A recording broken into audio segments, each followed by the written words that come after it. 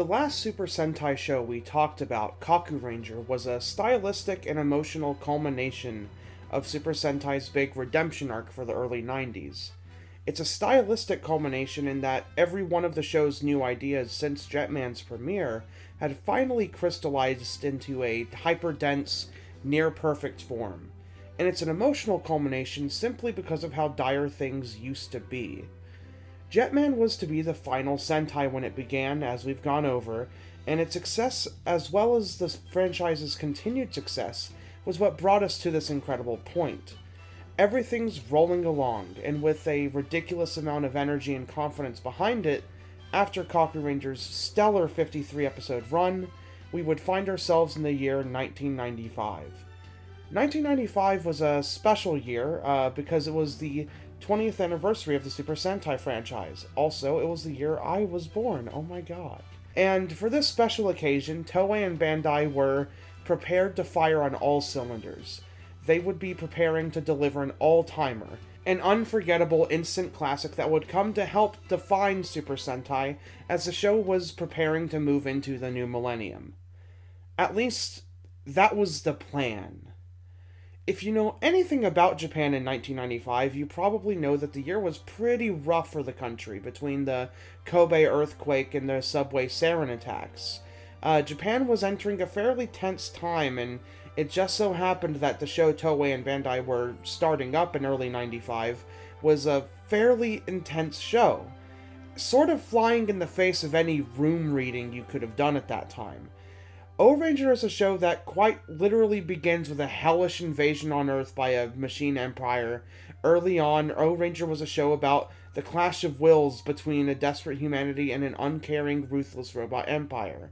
While later Toei Tokusatsu shows could handle airing in the midst of tragedy pretty well, Ohranger was caught in a really weird place where its setting just hit a little too close to home, no matter which way you cut it. It was the wrong show for the wrong time. Ohranger was the show that had everything in its favor, and at the time, everything to lose.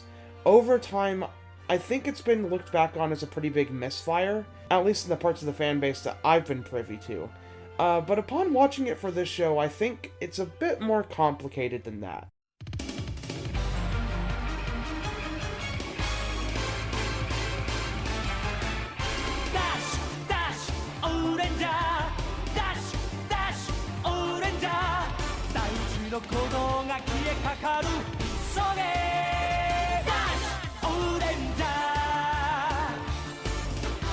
So first off, all the outside real-world stuff aside, I have to say that I absolutely love Ohranger's concept.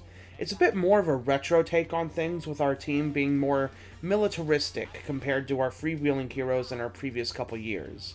This is a callback to more classic Sentai, like Ohranger, where our heroes were focused on fighting terrorism, and I'd say that other big reference points here would have been shows like Changeman and Jetman. It's admittedly kind of refreshing to get heroes in uniform with a secret base and stuff again after a couple years straight of ragtag groups of kids hanging out. Our heroes are part of a group called UAOH, which in the subtitle tracks I kept reading in my head as UAO, and they become Ohrangers to fight the evil Baranoia Empire, attempting to stop them from achieving their conquest of Earth.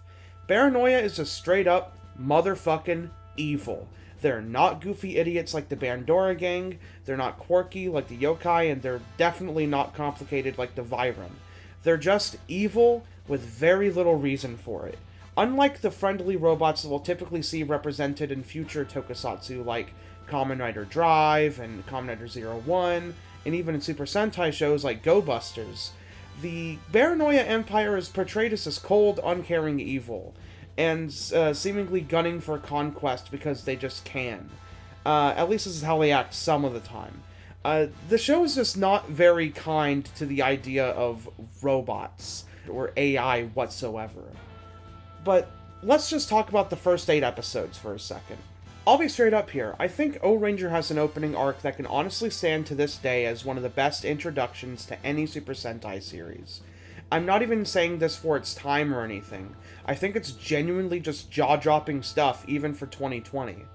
The setup is just super simple. Baranoia invades Earth and starts absolutely annihilating the place. and UAOH dispatches Goro, this year's Red, to go fight the Paranoia as well as go find the other Ohrangers. What makes this special is how seriously this show decides to take everything it's doing. Episode 1 is one of the more hopeless-feeling Super Sentai episodes I've ever seen, with our other 4 heroes being chased down by Paranoia and having to fend for themselves with no powers to speak of, until Goro finally shows up at the end to give a glimmer of hope. From the first episode onward, we're treated to an opening arc where the Ohrangers are desperately fighting against the Paranoia as they make cruel and swift blows to humanity on both a large and small scale, culminating in the big debut of the series' first robot, Ohranger Robo. Ohranger has a pretty brilliant and unique design aesthetic in that it's taking a lot of old and new. Ohranger Robo, as well as the Ohrangers themselves, look very classic. Hell, the Ohranger helmets are probably one of the most Sentai by numbers designs I could think of, but that's totally cool and works with the 20th anniversary aspect of the show. This show needed to be instantly recognizable as Super Sentai, and the aesthetic definitely achieves that. As for the robot, there's old school blocky stuff going on here like we've discussed before with Jetman, as well as some more fantastical stuff like with the ancient civilization theme they've got going here, which is pretty damn out there for Sentai, but it works perfectly for this story. UAOH gets their power for the Ohranger tech from an ancient Pangean society called Choriki, and the patriarch of the Paranoia family, Bacchus Wrath, was a robot that the Choriki created and had to banish 600 million years ago until his eventual return. So all this stuff coming full circle, with past colliding with future, is just such a cool hook for a show, and particularly for a 20th anniversary work.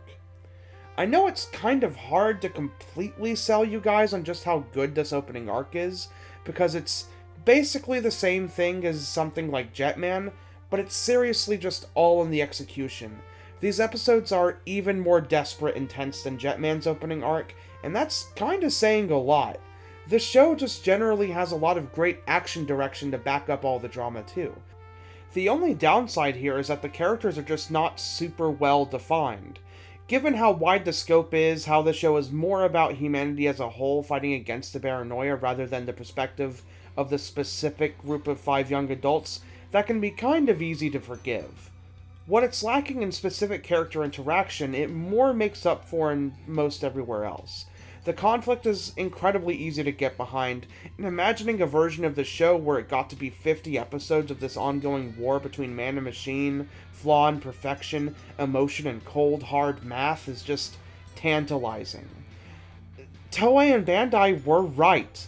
This could have been an all-timer. They had it here. And it's easy to get lost imagining where Sentai would be today if this show got to be the true classic that it was sort of meant to be. But that's all what could have been. And that's way less important than what is. And what Ohranger actually is a bit of a mixed bag. See, after episode 8, the show kinda, well, it kinda loses its way. And to explain that, we need to talk a little bit about filler in Super Sentai. Sentai is no stranger to filler. In fact, one could say that filler makes up at least half of the episode count of every single Sentai show, and that Sentai has built a big part of its enduring identity on its filler. Filler is there. Filler is real, and filler is not a bad thing for Sentai. Not at all. Typically. There's good and bad filler, though, and that's an important distinction to make. This varies from person to person, I'm sure. But personally, when I think of good filler, I think of episodes that are either incredibly entertaining from a conceptual basis, or episodes that give us at least a little bit of information about one of our key characters. Like, for example, the manga episode of Ohranger is not exactly important, but I'd recommend it for anyone watching that show to not skip that episode, because it's really cool and super funny. Also, the shot of Ninja Man throwing a comic magazine behind him and it landing perfectly in a trash can is one of the funniest things on the planet to me, and I do not know why. There's also the episode of Ohranger where Tsuruhime reveals that she used to be part of a ninja trio in high school, and that one's fun too. Whoops. Both of my examples are from Ohranger. I guess that's a pretty good show, and that means that it handles the filler pretty good, huh? I'm not exactly saying that Ohranger has bad filler per se. It's just, fairly useless. It's tropes that we've seen before, but not done as well. And, like a team member turning on the team, or household appliances turning on their owners. There's just straight up just not very good concepts or episodes either. Like the episode where Jury, this year's Yellow Ranger, has to go Rambo to save her friends, but, like, does it all in a one-piece swimsuit because fan service? And there's also a late episode where all the male O-Rangers go gaga for a smoking hot lady that just so happens to be one of the villains in disguise, and, like, neither of these things track with their characters, like, whatsoever. It's really weak shit, and there are a couple of really good fillers, but the big thing here is that the concepts are just generally so weak. And since the characters didn't exactly get a lot to work with towards the beginning, you have no frame of reference for how the character dynamics exactly work. And things just kind of just get muddled.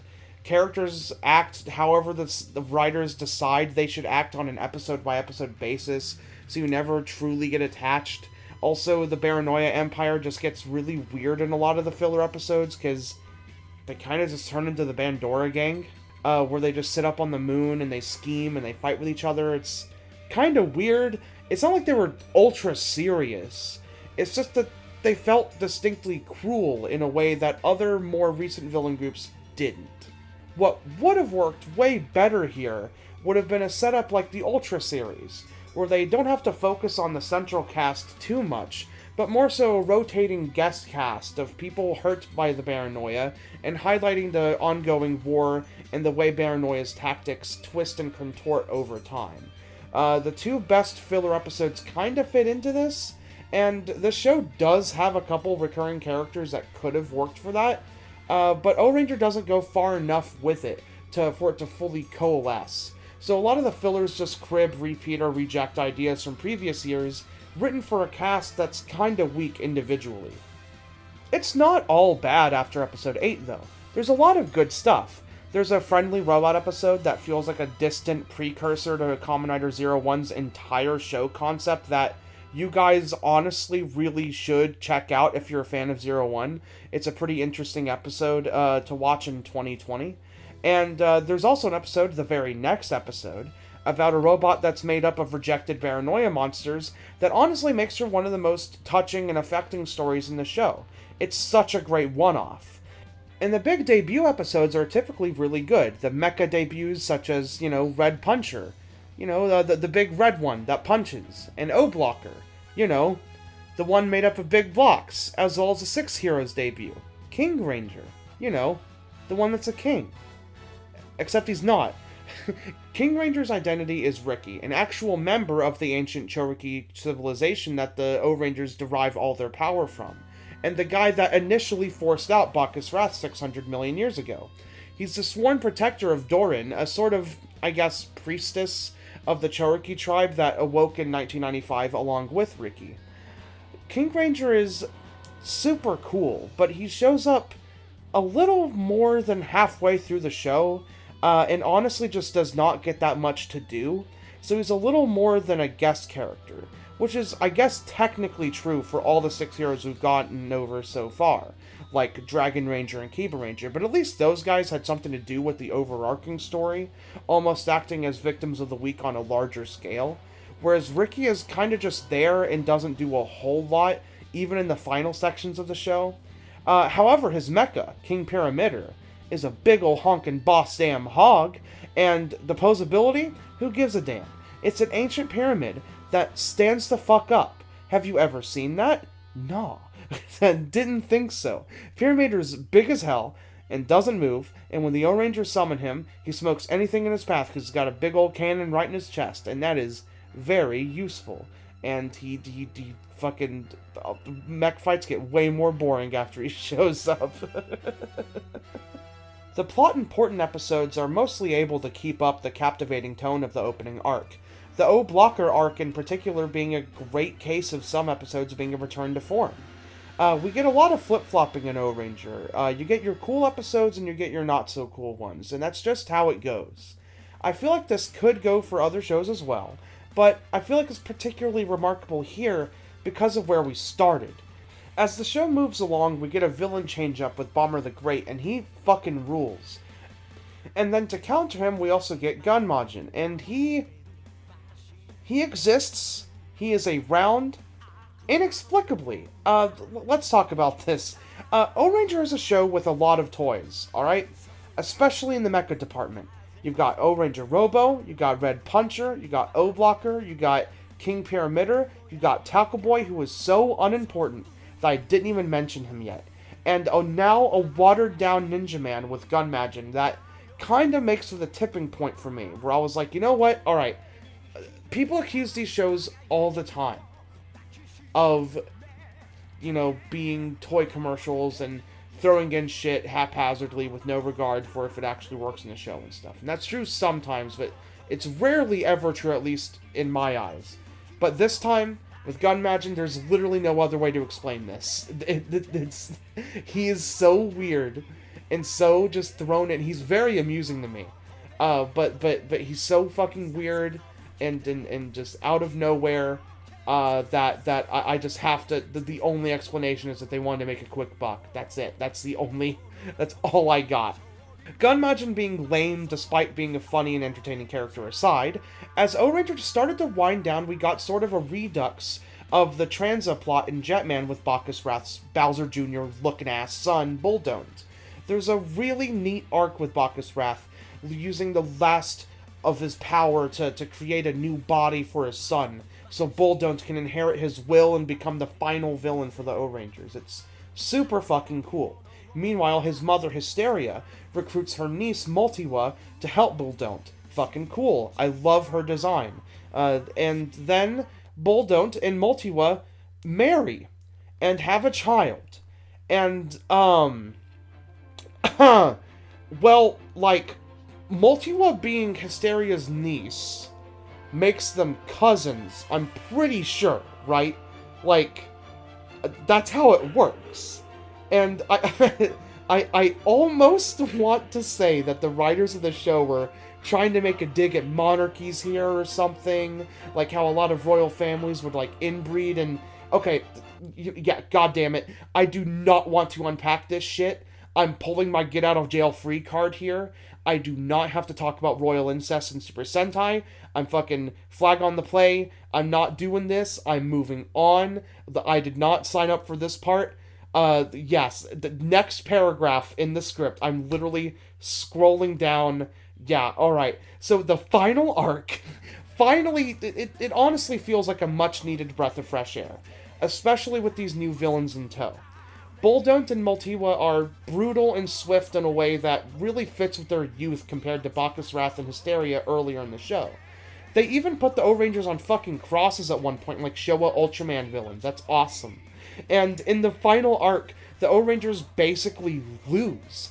The UAOH base gets destroyed, and the Ohrangers get chased off the planet with only Ricky and the Chief, who I haven't even mentioned up to this point, but he's played by Ohranger from Go Ranger. That's fucking cool. And both Ricky and the Chief are left to defend the planet. The Ohrangers get sucked into space, and then they're almost killed by the sun before they're successfully able to make it back to Earth. And only to find that 6 months have passed, and Baranoia now rules the planet. Knowing what went on behind the scenes with this show, and keeping in mind this show's overall message of persistence and hope in the face of absolute peril, one can only assume that the show's getting a little meta here. Despair did kind of win out this season. Ohranger, on a production level, was a huge war of attrition with national tragedy, and in a way, a lot of the show fell flat in delivering something strong and hopeful to the children of Japan. In fact, the ratings for the show plummeted after the larger changes for the show took place after episode 8, proving that the second guessing was a mistake on Toei's part. This is only one mistake, though, and only for 1 year. Super Sentai's been through a lot, and it was nearly cancelled only 4 years prior to this. The show persevered, though, and gained a ton of success. Hell, even with Ohranger. Even though the ratings were taking a huge downturn with Ohranger, the toy sales were huge, and kept the show more than afloat for its run. This wasn't over, far from it, And even if this year was a misstep, it doesn't mean Ohranger was worthless. The final arc ends really great. It's probably not as bombastic as other final arcs, but its message stays super strong. That even in the face of impossible odds, we can't give up hope, because good will always win out in the end. It's not a complicated message, it's been done before, but this feels like the finale the show was always building to. It's very base-level Super Sentai stuff. You know, it's a 20th anniversary work, they're trying to throw it back a little bit. And even with all the goofy, stale fillers in between, it still got there. Ohranger still has its fans too. I mean, in the press conference announcing 2019 Sentai, Ryu Soldier, one of the standout actors of the show, Tatsuya Kishida, who played Ryu Soul Black, actually did cite Ohranger as a personal favorite show of his. There's a lot to love here. I love a lot here. It's just deeply flawed, and it could have been so much more. It's completely understandable to be bummed about that in retrospect, but that's just kinda how these things roll sometimes. At the beginning of this whole project in my Kuga video, I talked about how one of my favorite aspects of Tokusatsu is the whole tightrope act that these production studios have to perform year after year to keep everything all solid. And 1995 was just one year where that didn't quite work out. In spite of, and because of all this, I think Ohranger is a landmark show in Super Sentai, and particularly for the 90s era. I described Kakuranger as Super Sentai's walk to the future turning into a run. And while Ohranger is still a pretty large stumble, stumbles don't quite ruin momentum. In fact, a run can still continue perfectly fine after a stumble. And I think the run might just pick up some speed with the 1996 Sentai, Gekisou Sentai Car Ranger. You know, get it? Like cars, because cars are fast. They pick up speed and they're propelled by... Alright, so that's the Ohranger video. I was really excited to work on this one just because of Ohranger's reputation and what people have kind of thought about it over the years, and because of its production history and stuff, and it's a very unique story. But I'm really interested to see if someone can kind of create like a list of all of the essential, all the great and plot important episodes of Ohranger and put it together, because it'll probably become like a 24-25 episode show at that point, and that would probably be a really solid, like, great watch. Though I don't know, maybe I'll do that, but who knows. As for any updates, not really much. We updated the Patreon a little bit if you're considering that. I'd love if you did. There's 3 tiers. One of them's a joke, but if you are very, very rich, please give me $1,000 every month. That'd be awesome. But if you're not so rich, there's a $1 and a $5 tier. The $1 tier gets you your name in the credits, as well as any Patreon exclusive stuff, which is something that we've added, because we're going to start doing some Patreon stuff just only for patrons. Not going anywhere else. And then the $5 tier is basically just that, but also the early stuff. So you get episodes of Explode When Defeated whenever I do a new video essay, at least one day early, because these kind of come out at erratic schedules and stuff, but it's just at the end of the month is usually when you can expect it. And then Discuss All Monsters episodes, where we go over every Toho kaiju film. Those you get 1 week early. And now we are offering to both tiers a new podcast called This Is Not a Tokusatsu Podcast, hosted by myself and my dear friend Wyatt, who does Discuss All Monsters with me, where we talk about literally anything that's not Tokusatsu. So if you've ever wanted to hear my thoughts or his thoughts on games like Doom Eternal or something, or you wanted to hear me talk about like some cartoons or some other TV show that I'm watching or whatever, then go to that podcast. I think it might be a weekly podcast, so there might be like 1 or 2 episodes up by the time you get to this episode, to this video.